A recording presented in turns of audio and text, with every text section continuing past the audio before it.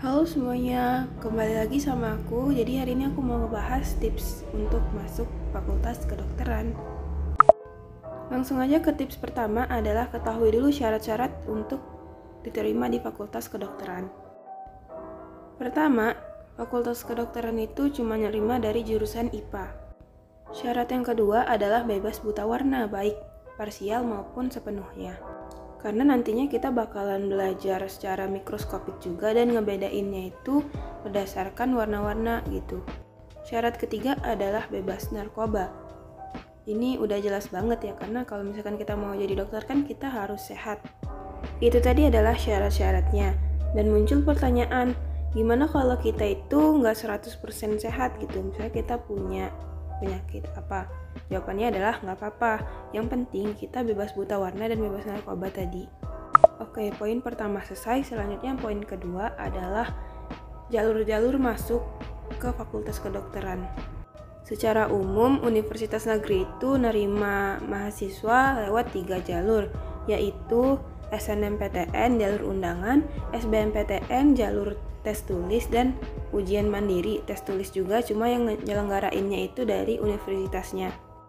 Aku bakalan bahas yang SBMPTN ya. Kalau untuk SBMPTN sendiri, kalian besarin nilai di biologi dan kimia. Itu TKA-nya. Untuk TPS-nya pemahaman bacaan dan menulis, juga penalaran umum. Oke, kita masuk ke poin ketiga, yaitu gimana cara milih universitas yang tepat. Pertama, tanya ke diri masing-masing, kita itu maunya jurusan atau universitas. Karena kalau misalkan kita mau jurusannya, berarti kita bisa milih di universitas mana aja. Sedangkan kalau kita milih universitasnya, berarti kita bisa di jurusan apa aja di universitas itu, ya kan? Yang kedua adalah lihat akreditasi jurusannya. Kalau kita mau kuliah di jurusan kedokteran, milih universitasnya itu yang akreditasi jurusan FK-nya minimal B. Kenapa B? Karena nanti pas kita mau lanjut ke spesialis, itu biasanya ada syarat minimal dari universitas yang akreditasi jurusannya B.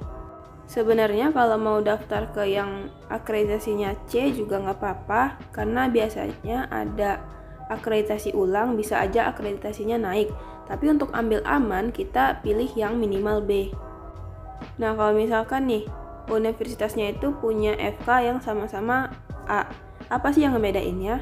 Kalau kata dosenku, dari segi fasilitas untuk penelitiannya itu universitas yang ternama itu lebih lengkap.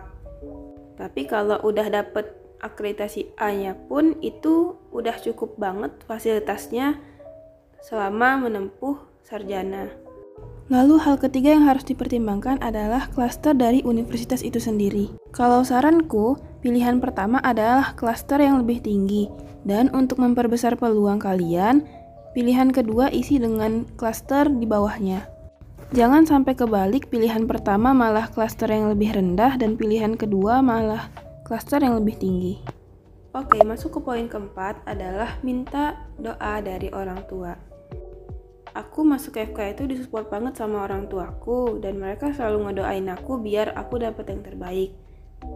Dan jangan lupa kita sendiri doa untuk dapetin yang terbaik. Kenapa doanya bukan minta dilolosin ke FK? Karena kita nggak tahu kan mana yang terbaik ke kita. Allah itu ngasih kita yang kita butuhkan, bukan yang kita inginkan. Selain doa, kita juga rajinin ibadah. Kalau aku sendiri kemarin, aku tahajud, terus aku duha, aku baca al-waqiah, al-maksurat tiap hari, dan juga sholawat. Insya Allah sih jalan kita bakalan dimudahin sama Allah. Mungkin sampai sini dulu video kali ini. Aku harap bisa bermanfaat untuk kalian dan semoga kita bisa jadi teman sejawat.